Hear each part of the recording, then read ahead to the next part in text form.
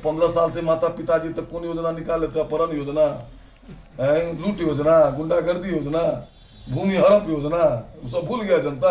कहते हैं ना नौकरी दिलवाए जी, वो बिहार सरकार के तो खुद नौकर थे, मंत्री जनता का नौकर होता है। वो कितना नौकरी किए? 5 विभाग में क्या दिन ऑफिस में गए, श्वेत पत्र जारी कर दें, दम तो। पिछले साल लोकसभा का चुनाव हुआ था, 30 सीट लड़े या 3 गो जीते। 177 विधानसभा में एनडीए जीती है। उसके बाद 4 उपचुनाव हुआ, 4-0 से हारे हैं। प्रधानमंत्री का एक सपना था, जी हम बात वर्तमान प्रधानमंत्री की नहीं कर रहे हैं, भूतकाल प्रधानमंत्री और स्वर्गीय अटल बिहारी वाजपेयी का एक सपना था कि बिहार में बीजेपी की सरकार आए। और आज है गुरु रविदास जी की जयंती समारोह, जहां पर भगवा लहराया है सरकारी कार्यक्रम पे। और इस पर विपक्ष जो है सिर्फ प्रहार नहीं, बुरी तरीके से एनडीए सरकार पर और जेडीयू की मजाक उड़ाते हुए, खिल्ली उड़ाते हुए नजर आ रहा है। नमस्कार, मैं हूं फलक सिंह और अब देखना शुरू कर चुके हैं आगाज एक्सप्रेस।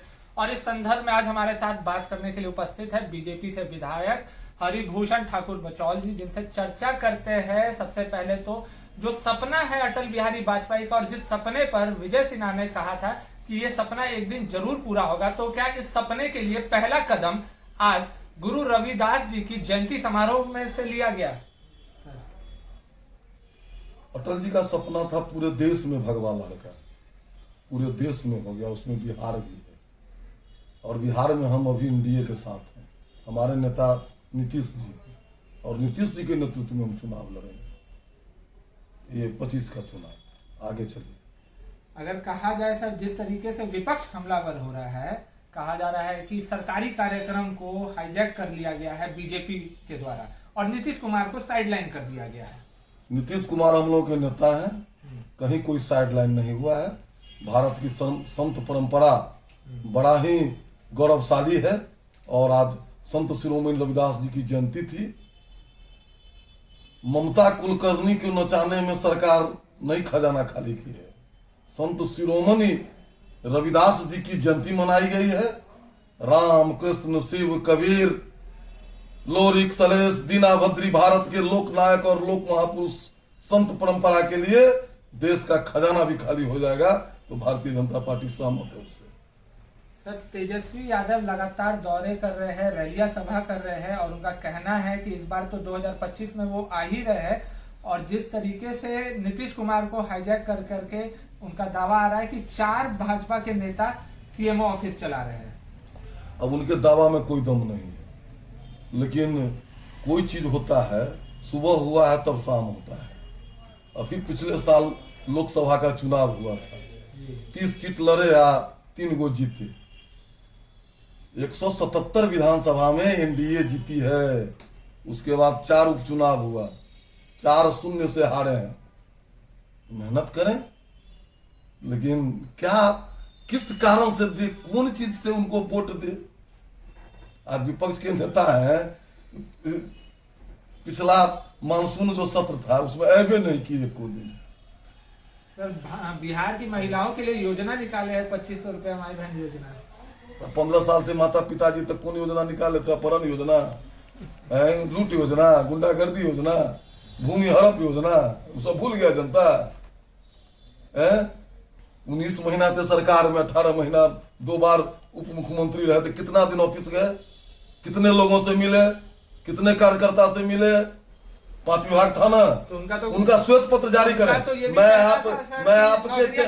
आपके चैनल से मांग करता हूँ जी, वो कहते हैं ना नौकरी दिलवाए जी, वो बिहार सरकार के तो खुद नौकर थे, मंत्री जनता का नौकर होता है।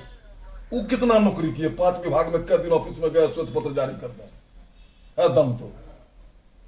और कितने विभाग से संबंधित कार्यकर्ता और पब्लिक का उन्होंने काम किया, वो जारी कर दें। दूध का दूध, पानी का पानी हो जाएगा। ठगते हैं, ठगौती बच जाएगा बिहार। अब सर, ठगौती से याद आया, एक आखिरी सवाल है जाते जाते। प्रधानमंत्री दौरे पर आने वाले हैं 24 तारीख को। तेजस्वी जी या यूं कहें कि विपक्ष का ये हमेशा से प्रहार रहा है कि जब चुनाव आता है तब प्रधानमंत्री को बिहार याद आता है। अच्छा, कहने के लिए कहें ना, प्रधानमंत्री जी अभी जो आए थे, कौन चुनाव था? आप राजनीति में हैं तो चुनाव तो आएगा ही, जाएगा ही। राजनीति में हम हैं। अब आप पत्रकार है, आपसे कोई पूछे जे हमेशा ही अथी लेकर के चलते हैं। राजनीति का अभिन्न है चुनाव, लेकिन विश्व नेता आदरणीय यशस्वी प्रधानमंत्री जी ने बिहार के साथ और देश के साथ जो किया है, यह देश ही नहीं दुनिया देख रही है। उनके चरण के धूल के बराबर भी बोलने वाला नहीं है। एक गरीब परिवार में जन्म लिया हुआ लड़का किस तरह से देश को आगे बढ़ाया और दुनिया में अपनी पहचान बनाया, जग जाहिर है। उनके खाने से देश चलेगा, भूल जाए वो जमाना गया जमाना, जे ऐसे कर लो, इसको उस जाते मिला दो, ये कर दो, वो जमाना गया। ये 21वीं सदी का 2025 आ गया, समझे नहीं? अब 20वीं सदी की सपना में जीने वाले लोग चकनाचूर हो जाएगा सपना। चलिए, धन्यवाद सर। तो ये थे हमारे साथ हरिभूषण ठाकुर जी, जिनके तरफ से आपने स्पष्ट रूप से सुना है कि जमाना चला गया है और जमाना अभी जो दौर चल रहा है वो एनडीए का चल रहा है, सनातन धर्म का चल रहा है। और साथ ही साथ में उन्होंने तेजस्वी यादव को खुली चुनौती दे डाली। और क्या चुनौती है ये आप बाकायदा वाकिफ है। जुड़े रहे हमारे साथ, देखते रहे आगाज एक्सप्रेस। धन्यवाद।